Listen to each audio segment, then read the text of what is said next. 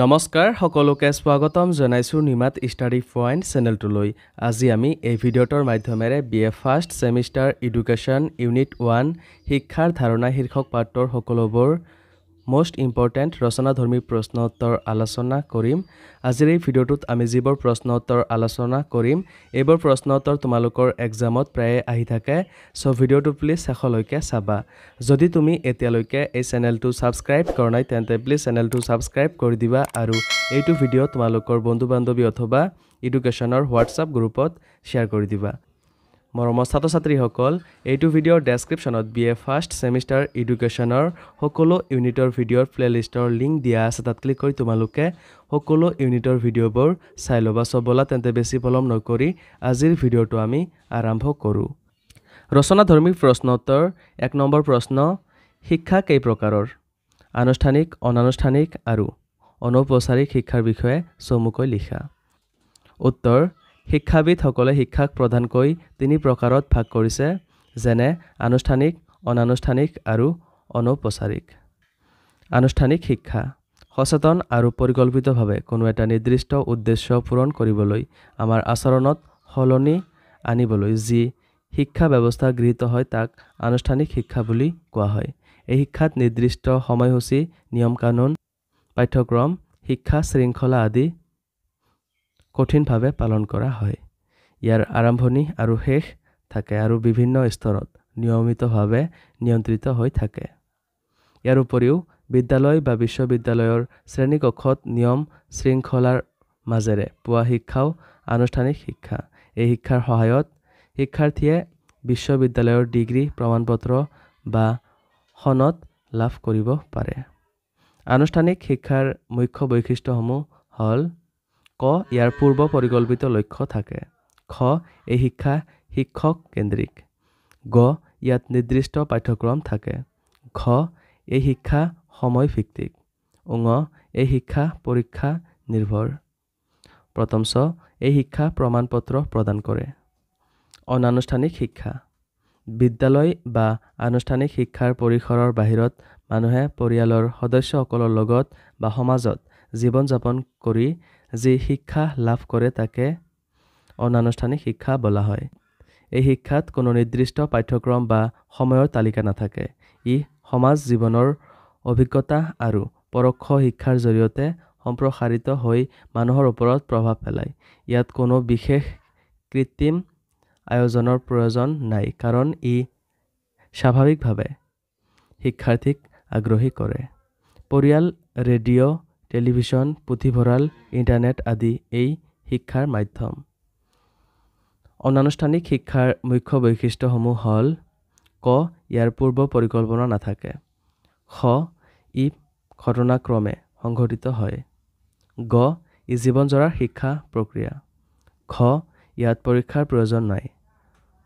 ঙ. এই শিক্ষাত নিৰ্দিষ্ট পাঠ্যসূচী নাথাকে। প্ৰথম চ. ইয়াত শিক্ষক বা পাঠদানৰ পদ্ধতি নাই। দ্বিতীয় চ. এই শিক্ষা কোনো পদবী বা প্ৰমাণপত্ৰ প্ৰদান নকৰে। অনৌপচাৰিক শিক্ষা প্ৰয়োজন অনুসৰি বা স্বতঃস্ফূৰ্তভাৱে নিজৰ আচৰণ সংশোধন কৰিবলৈ যি শিক্ষা গ্ৰহণ কৰা হয় তাক অনৌপচাৰিক শিক্ষা বুলি কোৱা হয়। এই শিক্ষাৰ বাবে কোনো পূৰ্ব নিৰ্ধাৰিত আঁচনি নাই, কোনো বিশেষ অনুষ্ঠানৰ প্ৰয়োজন নাই আৰু নিৰ্দিষ্ট লক্ষ্যও নাথাকে। এই শিক্ষা ব্যৱস্থাৰ জৰিয়তে সমাজৰ বিভিন্ন ব্যক্তিক প্ৰয়োজনীয় জ্ঞান আৰু দক্ষতা প্ৰদান কৰা হয়। আনুষ্ঠানিক শিক্ষাৰ বাহিৰত বিভিন্ন বয়স আৰু শ্ৰেণীৰ মানুহৰ বাবে পৰিকল্পিতভাৱে যি শিক্ষা দিয়া হয় তাকেই অনৌপচাৰিক শিক্ষা বোলা হয়। ইয়াত কোনো নিৰ্দিষ্ট পাঠ্যপুথি বা পাঠ্যক্ৰম নাথাকে। ইয়াৰ কোনো নিৰ্দিষ্ট সময়সীমাও নাই। অনৌপচাৰিক শিক্ষাৰ মুখ্য দিশসমূহ হ'ল: ক. মুক্ত শিক্ষা। খ. ডাকযোগে শিক্ষা। গ. মুক্ত বিশ্ববিদ্যালয়। ঘ. যোগাযোগ পাঠ্যক্ৰম। ঙ. অভিন্ন অনাতাঁৰ কাৰ্যসূচী, অভিৱৰ্তন, দূৰদৰ্শন আদি। মৰমৰ ছাত্ৰ-ছাত্ৰীসকল, ভিডিঅ'টো আগবঢ়োৱাৰ আগতে এটা সুখবৰ তোমালোকৰ বাবে আমি অতি কম মূল্যত মাত্ৰ 49 টকাত BA first semester education complete question answer guide প্ৰস্তুত কৰিছোঁ, য'ত প্ৰতিটো ইউনিটৰ A to Z প্ৰশ্ন উত্তৰসমূহ বিশদভাৱে আলোচনা কৰা হৈছে, যিবোৰ প্ৰশ্ন উত্তৰ পঢ়িলে তোমালোকৰ পৰীক্ষাত 100% কমন পৰাটো নিশ্চিত। যোৱা বছৰ প্ৰায় 5,000ৰো অধিক ছাত্ৰ-ছাত্ৰীয়ে এই ই-বুকটো কিনিছিল আৰু তেওঁলোকে পৰীক্ষাত ভাল ফলাফল দেখুৱাবলৈ সক্ষম হৈছিল। তোমালোকেও যদি মাত্ৰ 49 টকাত এই ই-বুকটো পাৰচেছ কৰিব বিচৰা, তেন্তে এইটো ভিডিঅ'ৰ ডেছক্ৰিপশ্যন বা পিন কমেণ্টত দিয়া লিংকত ক্লিক কৰি ই-বুকটো ডাইৰেক্ট ডাউনলোড কৰি লৈ লোৱা, অথবা স্ক্ৰীনত দিয়া হোৱাটছআপ নাম্বাৰত আমাৰ টীমৰ লগত কণ্টেক্ট কৰি নিশ্চিন্ত মনে ই-বুকটো পাৰচেছ কৰি লৈ লোৱা। ধন্যবাদ। 2 নম্বৰ প্ৰশ্ন, শিক্ষাৰ সংকীৰ্ণ বা ঠেক আৰু বহল বা ব্যাপক অৰ্থৰ বিষয়ে লিখা। উত্তৰ, শিক্ষাৰ অৰ্থ সম্পৰ্কত বিভিন্ন শিক্ষাবিদে আগবঢ়োৱা সংজ্ঞাসমূহৰ আলোচনাৰ পৰা আমি প্ৰধানকৈ শিক্ষাৰ দুটা অৰ্থ দেখিবলৈ পাওঁ। এই দুটা হ'ল সংকীৰ্ণ আৰু বহল অৰ্থ। শিক্ষাৰ সংকীৰ্ণ বা ঠেক অৰ্থ। সংকীৰ্ণ অৰ্থত শিক্ষা মানে হৈছে পূৰ্ব পৰিকল্পিত লক্ষ্য অনুযায়ী নিৰ্দিষ্ট সময়সীমাৰ ভিতৰত আৰু নিৰ্ধাৰিত পাঠ্যক্ৰমৰ জৰিয়তে বিদ্যালয় বা শিক্ষা প্ৰতিষ্ঠানত লাভ কৰা জ্ঞান আৰু কৌশল। এজন শিশু বিদ্যালয়ত ভৰ্তি হোৱাৰ লগে লগে এই শিক্ষা আৰম্ভ হয় আৰু নিৰ্দিষ্ট স্তৰ শেষ হ'লেই শেষো হয়। এই অৰ্থত শিক্ষা মানে হ'ল কেৱল বিদ্যালয় বা কলেজৰ চাৰিপাশত সময় সীমাতকৈ কিছু বিষয়ৰ জ্ঞান আহৰণ কৰা। মেকেঞ্জিৰ মতে সংকীৰ্ণ অৰ্থত শিক্ষা হ'ল আমাৰ ক্ষমতা বিকাশ আৰু অনুশীলন কৰিবলৈ সচেতনভাৱে গৃহীত যিকোনো চেষ্টা। সেয়ে শিক্ষানুষ্ঠানত ছাত্ৰ-ছাত্ৰীক পাঠ্যক্ৰমৰ জৰিয়তে প্ৰয়োজনীয় জ্ঞান দি নীতি নিয়মৰ মাজেৰে তেওঁৰ আচৰণত কাম্য পৰিৱৰ্তন অনা হৈছে সংকীৰ্ণ অৰ্থৰ শিক্ষাৰ মূল লক্ষ্য। সংকীৰ্ণ অৰ্থত শিক্ষাৰ মুখ্য বৈশিষ্ট্যবোৰ হ'ল: ক. এই শিক্ষা বিদ্যালয় বা অন্য শিক্ষা প্ৰতিষ্ঠানে প্ৰদান কৰে। খ. ই পূৰ্ব পৰিকল্পিত আৰু সুসংগঠিত। গ. ই সমাজৰ দ্বাৰা স্বীকৃত। ঘ. নিৰ্দিষ্ট স্থান, সময় আৰু সীমিত পাঠ্যক্ৰমৰ ভিতৰত এই শিক্ষা হয়। ঙ. ই মূলতঃ আনুষ্ঠানিক শিক্ষা। প্ৰথম চ. ইয়াত ডিগ্ৰী, ডিপ্ল'মা আৰু প্ৰমাণপত্ৰ লাভৰ ব্যৱস্থা থাকে। শিক্ষাৰ বহল বা ব্যাপক অৰ্থ।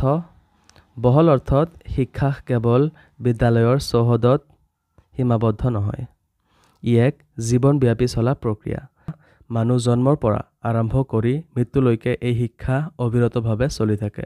বহল অৰ্থত শিক্ষা মানে হৈছে দেহ, মন আৰু আত্মাৰ পূৰ্ণ বিকাশ সাধন কৰিবলৈ কৰা সকলো চেষ্টা।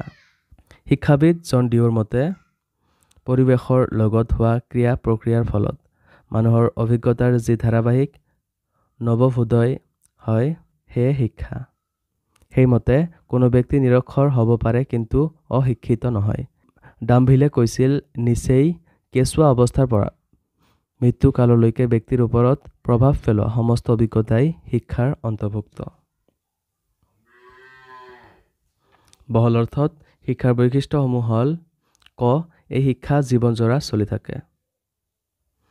খ. শিক্ষাত আনুষ্ঠানিক পৰিসীমাৰ সীমাবদ্ধতা নাই। গ. ব্যক্তিৰ সকলো অভিজ্ঞতাই শিক্ষাৰ অংশ। খ. বহল অৰ্থত শিক্ষা মানে জীৱন আৰু জীৱনেই শিক্ষা। ঙ. ইয়াত নতুন পৰিস্থিতিৰ সমস্যা সমাধানৰ ক্ষমতা থাকে। প্ৰথম চ. শিক্ষা এক সামাজিক প্ৰক্ৰিয়া। দ্বিতীয় চ. শিক্ষা ব্যক্তি আৰু সমাজ উভয়ৰ কল্যাণ সাধন কৰে। জ. শিক্ষা বাস্তৱ ধৰ্ম আৰু জীৱনৰ সৈতে জড়িত। মৰমৰ ছাত্ৰ-ছাত্ৰীসকল, আজিলৈ এইখিনিয়ে। তোমালোকক যদি আৰু অধিক প্ৰশ্ন উত্তৰ লাগে অথবা এতিয়ালৈকে মাত্ৰ 49 টকাত BA first semester education complete question answer গাইডটো পাৰচেছ কৰা নাই, তেন্তে এইটো ভিডিঅ'ৰ ডেছক্ৰিপশ্যন বা পিন কমেণ্টত দিয়া লিংকত ক্লিক কৰি ই-বুকটো ডাইৰেক্ট ডাউনলোড কৰি লৈ লোৱা, অথবা স্ক্ৰীনত দিয়া হোৱাটছআপ নাম্বাৰত আমাৰ টীমৰ লগত কণ্টেক্ট কৰি নিশ্চিন্ত মনে ই-বুকটো পাৰচেছ কৰি লৈ লোৱা। ধন্যবাদ।